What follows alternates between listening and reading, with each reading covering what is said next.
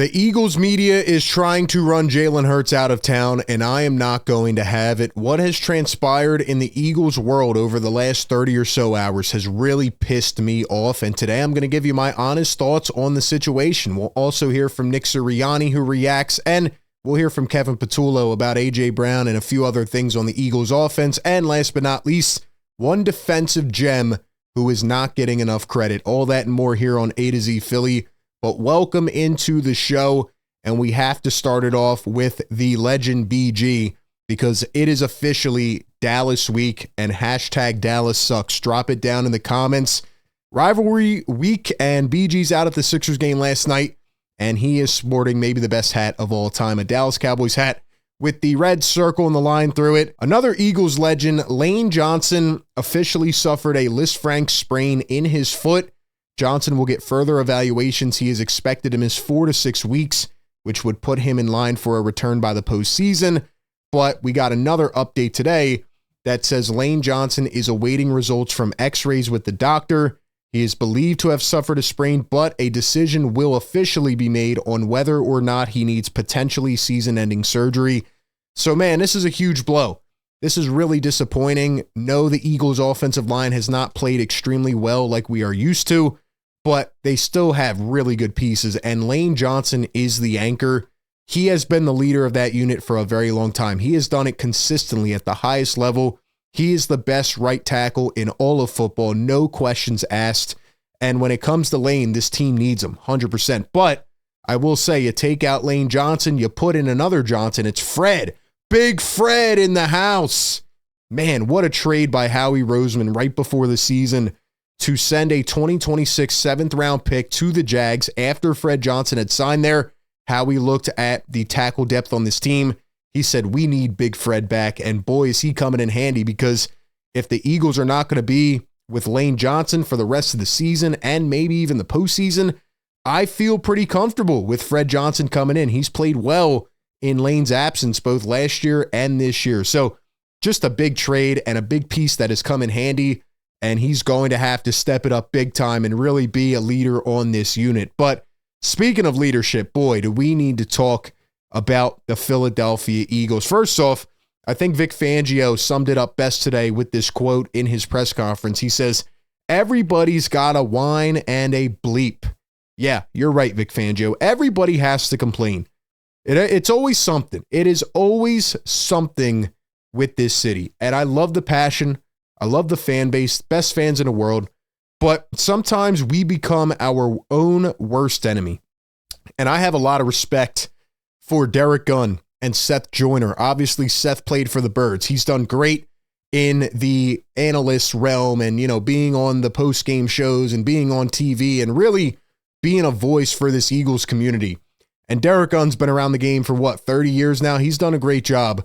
But what they did on their post-game show really, really pissed me off. And now, once again, we are going to spend an entire week talking about something that shouldn't be talked about and not talking about a big game coming up.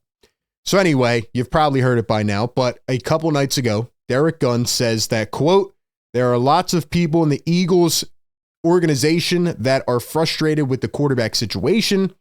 And then he said it compares to Carson Wentz part 2. He said it's almost a Carson Wentz situation and that they are not going to, just bite the bullet and eat a ton of money and move on. But essentially it's gotten so bad to the point where people are pissed off with Jalen Hurts. Here is my main take, okay? This is ridiculous. Jalen Hurts has been to 2 Super Bowls in his first 4 years as a starter. Jalen Hurts has had a different offensive coordinator every single year. This team has had so many ups and downs, but he has a Super Bowl MVP. He pretty much should have 2. He has played the 2 best games of his life on the biggest stage, throwing the football against the Kansas City Chiefs, who we could call a dynasty or a potential dynasty, right? And Jalen Hurts has done nothing over the years but preach about team and hard work, great work ethic, being together. Yeah, he comes with some of these crazy philosophical phrases, but Jalen Hurts has never made it about himself. Never, ever, ever. He is so determined and hungry to win. So maybe there is some truth to this report. You know what? I wouldn't be surprised if somebody was mad that Jalen's not throwing on the ball, that the offense looks like complete crap as it has all year. But this team has won 2 Super Bowls in the last 7 years. They've been to 3. They have won 1 in the last 3 years. They've been to 2. And they have a chance to go to their 3rd Super Bowl in 4 years. And we are going to break up a potential dynasty because people don't like the way someone's acting. Are you kidding me? Are you telling me that in the history of football and the history of sports, there haven't been great players that maybe rubbed somebody the wrong way? You're telling me none of Tom Brady's receivers ever looked at Brady and maybe got pissed off by something he said or something he did? You're telling me that Aaron Rodgers has never rubbed somebody the wrong way or said something that came off wrong? Of course they have. But guess what? It doesn't matter because they win. They are psychotic winners. Jalen Hurts is a psychotic winner. He wins so much that you forget he loses. And this guy doesn't even take his damn Super Bowl ring out and look at it because he's ready to go win the next one. So one, for everybody talking about Jalen and the way he's playing and he's too conservative and he's contributing to all these issues, well, my rebuttal to that is he just wins. So do we care more about personal stats and how it looks, or do we care about winning? Because this guy's 24-3 in his last 27 games? It's ridiculous. He wins in the playoffs. He doesn't turn the ball over. So if you want Jalen to change the way he's playing, guess what? Don't start whining and complaining when he throws 3 interceptions in a game. My takeaway has always been, look, if it works, it works. Last year, everybody was crying about the passing game being last. Guess what? They win every game. They won the Super Bowl. And right now they're 8-2. Now, again, we've been very frustrated with the coordinator, with the quarterback, with A.J. Brown and his comments and all of that, right? It can get better. The way that this defense is playing right now, this should be an undefeated team. But I'm not ready to run the damn guy out of town. Are you kidding me, Derek Gunn? Carson Wentz? The guy who quit on 3 franchises? The guy who got so intimidated because a rookie, by the way, his name is Jalen Hurts, came into training camp and battled him for the quarterback spot. Are you kidding me? Jalen Hurts is nothing like Carson Wentz. Carson Wentz, and look, I was a big Carson guy. He failed. And injuries took a toll on his body, and he did not respond well personally. Jalen Hurts has done nothing but talk about the great work ethic. And if he's rubbing people the wrong way, then somebody else needs to come out and talk to Jalen privately, okay? Have him over for dinner and do something. And what's really getting on my nerves is that it sounds like people in the Eagles organization are just talking about themselves only, not we, not the team. Nick Sirianni responded to the report today on the radio saying, quote, "I'm not frustrated with him." They asked him about players and coaches. He said, "I'm not frustrated with him." The point should be, we're not frustrated with him. And then last night, Jordan Mailata, who also has his own radio show, and yeah, I'm getting tired of these guys having their own shows and saying things that they shouldn't. But he says, quote, "It's kind of unfair to say he's the main problem. It's kind of crazy. Kind of crazy somebody in the organization would say that." And then he went on to say, "I don't even know how to respond to this. You know, I'm worried about myself, getting better myself." So it just feels like there's weird tension going on. And again, maybe there is some truth to this report. But my thing is, who gives a damn? If they're going to keep winning, there's no reason to now blow this out of proportion, right? I mean, if I was Jalen Hurts, I would also be changing up plays at the line of scrimmage. I'd be calling audibles. Why? Because the offense you're running is absolute dog crap. How come nobody wants to talk about Jalen's emotions? I mean, shoot, this guy is a Super Bowl MVP, and you got your receivers running 2-yard out routes to the sideline, and you're restricting 80% of the field. It makes absolutely no sense. Kevin Patullo was asked today if there was a concerted effort to get AJ the ball against the Lions. Quote, "It was really no different. The plan was pretty much similar to every other game. The ball found him a little bit more, which was great, and he made some critical plays when we needed it." So pretty much Kevin Patullo says there's going to be no change. And this is a wild stat to me, but the rankings for the most hitch routes run per game, Dallas Goedert is second, Devontae Smith is third, AJ is 16th. No other team has 2 players in the top 16, and the Eagles have 3. So ladies and gentlemen, the Eagles have no creativity. Yeah, of course Jalen Hurts should be mad. Of course he should be pissed off. Are you kidding me? I mean, look at A.J. Brown's route tree this past game.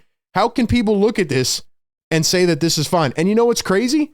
All the balls thrown over the middle of the field, which you've been screaming all season about, are catches. Let him run after the catch. But instead, you're sending him down the sideline. You're bombing it downfield on first down. And then you're doing a little 2-yard run up the middle with Saquon. And then you're 3rd and long. I really feel like the Eagles have to be leading the league in 3rd down and distance to go. Does anybody else sit at home and just think, hey, I know what play's coming next when I watch the Eagles? And here are some of the A.J. Brown route charts from last season. Look at all the creativity. Look at what Kellen Moore had A.J. Brown doing. They're doing none of it. I don't understand why it's so hard and why we have to try to outthink ourselves. Just go back and watch the tape from last year. Kevin, you were here on the staff. How can it be this hard? Did we just get bored of winning? There are so many franchises that are sunk in mediocrity and misery. They would die to be in the Eagles' position right now. And it's like people just don't appreciate what this team has done. We are living in the best era by far of Eagles football. And now we want to change things up. And now we want to make it spicy. Why? Because we're bored of winning? Do we just win boring? I don't care. We're winning. That's all that matters. Last but not least, Nakobe Dean and the Nakobe Dean effect on this defense. Nakobe has been the most underrated piece. Since he returned in 4 games, the Eagles defense is allowing 14.5 points per game and only 302 yards per game, 83 on the ground. They have been incredible on 3rd and 4th down. Jahad Campbell is a stud, and we saw that early on this season.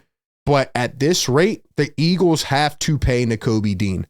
I didn't think we'd ever say that. He felt like one of the most expendable pieces, and especially coming back from the injury that he had, we didn't know if he'd be the same player, but boy, he is 10 times better. This guy is every bit as advertised, a bit of a late bloomer in his Eagles career, but he is so good at this point that he looks like another Zach Bond, and it's going to create some tough decisions this offseason. But as of right now, I think Howie Roseman has to do what it takes to keep Nakobe Dean. I don't know if he will because of Jahad Campbell, but this guy is just playing way, way, way too good right now to let him go. Anyway, that's all I have for today. Let me know your thoughts on the Jalen Hurts situation and everything else down below. Am I overreacting? Give me your thoughts. Appreciate everybody for tapping in. Be sure to like, comment, and subscribe. As always, it's Screw Dallas, and I'll catch you on the next one.